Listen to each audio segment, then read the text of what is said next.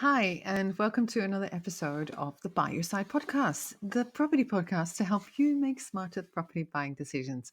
My name is Michelle May, and I am the principal of Michelle May Buyers Agents here in Sydney. Now, I've been a buyer's agent since 2008, and for the longest time, I was married.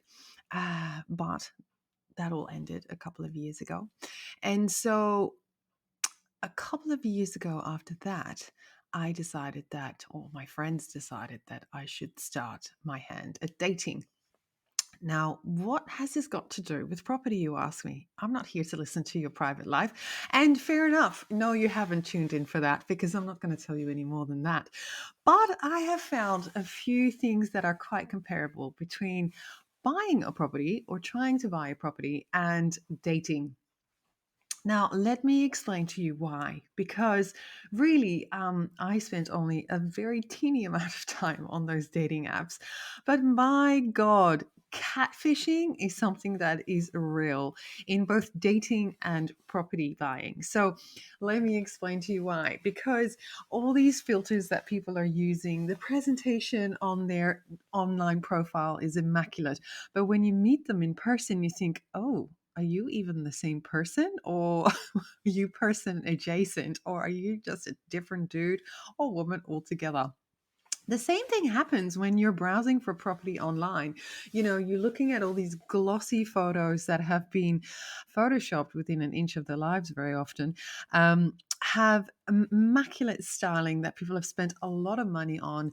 And some are features that are just in the background have been, whisked away only for you to find out that when you actually go to the property inspection, you are finding something else altogether. So the catfishing is real, people. Um, I know I have been there myself, both in property and in dating. Um, but I wanted to do this, tongue-in-cheek episode to help you navigate through maybe both dating and property, but primarily property. To help you, see through the smoke and mirrors so that you can make more educated decisions. So I would actually say that the fact that, there people spend a lot of money on styling and professional photography, etc. And more often than not, obviously, it does a great job to represent the property in its best light. So the one thing that I do find is that a lot of people don't actually pay attention to when looking at those online photos is like actually what goes on in the background. Because quite often I will spot something that my client hasn't even seen because they send me this link and I go, oh, hang on a minute, look at photo number 6. You see how all the lights are on?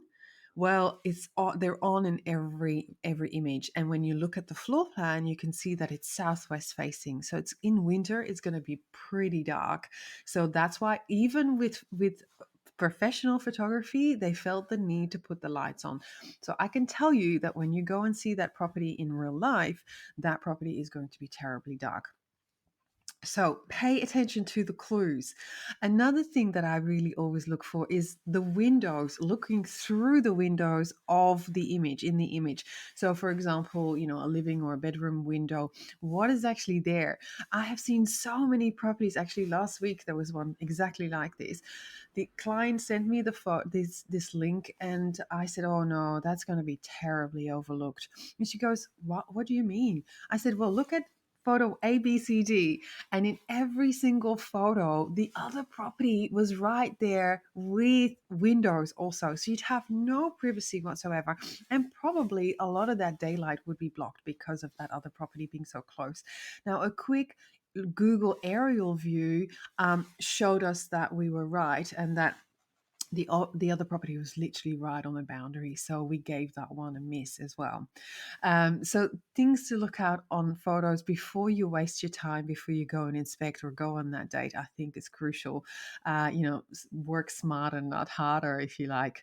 Now the other thing is that I would be very hesitant to jump on the first property that you see. You don't end up marrying the person on the very first date that you go on. Although my parents did do that and they've been married over 50 years. So, what's that saying? I don't know. But I think you should try and look at a few different properties before you settle on the one that you really love, because you need to understand what your budget actually buys you. So, first of all, you don't go shopping without your wallet. Um, you need to have your pre-approval in place. You need to know exactly what it is that you can afford, and then do what I always tell you to do. Go to the sold section first, see what has sold within your budget so you can have a realistic expectation. Just because you need a 3 bedroom doesn't mean the market is going to give it to you in the area that you want to be in.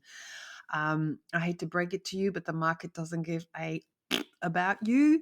You are just a number, and if you don't buy a particular property, someone else will. So stop wasting your time chasing properties that are never going to be yours in the first place, and make sure that you actually know what it is that you can afford to spend your money on. Go to different auctions, go to different inspections, even whilst your pre-approval is getting ready. And then when you're ready to go, you know exactly what it is you're going for. Okay. So go on a few dates, kiss a few frogs, and then you know what it is you're wanting after all. Now, the other thing I would say is trust the right people. When it comes to property buying, it's important to either work or listen to the right people. When your bestie tells you, "Ooh, too many red flags on this one," believe her. She's got her best, interest for you at heart. But it's also important to understand that potentially your dad might not be your best source of information when it comes to dating modern guys or women nowadays, too. So pick the right advisor to work with, and that goes with property buying as well. If you're looking for a good broker or a buyer's agent or a solicitor, it's important to understand where that recommendation is coming from, because someone else has bought one property 10 years ago does not mean that their solicitor is fabulous. Okay, you need a solicitor and a broker and a buyer's agent who is a great communicator, who can respond to you on weekends and out of hours. I had a client who had a broker who couldn't answer a question because he was out for his birthday. I'm sorry, are you 6? No, I sleep with one eye open. Okay, my kids know. They never see me without my phone. Yes, I spend time outside of that with my children. Don't be worried. You don't have to call child services. But I am always available, or know when I need to be available for my clients. Okay, and that means out of hours too. So if your broker only has a landline, nah, forget it. Do not work with them. So make sure that you're working with the right team of people who can give you the best possible advice as well. Now, the other thing that I would say is one thing that's very important. Similar to dating, rebounding. Okay. You've just broken up with someone who you thought was the love of your life, and then boom, you ran into some random and you decided that's a good decision. Well, just like in dating, the same thing happens with property. I have seen so many people miss out at auction and then go for something the next week and pay way too much money for the wrong property they never should have bought in the first place. I think it's because they're just so tired of missing out, so tired of being led up garden paths, spending money on building and pairs, strata report conveyances, blah, blah, blah. I get it. Time out of the market is painful, both for your wallet and emotionally. I've had it happen, grown men crying on my shoulders because we didn't get the property at auction. I get it. Usually a property purchase goes hand in hand with a big life-changing event, whether that's having a baby, just getting married, but even downsizing. You sold the family home, your children have fled the, not fled, have left the nest. Although in some cases it might have been flooding. But say, you're an empty nest. You've made a lot of memories in that property, so downsizing is also an emotional process. So I'm there holding your hand, and I'm there to prevent you from making silly mistakes like that, because don't forget that unlike an unsuitable potential dating partner who you can just block and delete, um, getting out of the wrong property is very expensive, costly. Again, it's going to cost you money to sell it again, to move, marketing, potentially another buyer's agent if you didn't do so in the first place. Because if you had a buyer's agent in the first place, you wouldn't have done this. Let me just tell you that. Um, yeah, so make sure that you do not buy a property on the rebound. Okay, I know it's tough.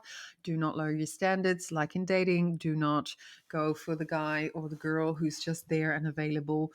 Make sure that you set your boundaries and make sure that you only go for A grade. Now, I hope that helped put things in perspective for you.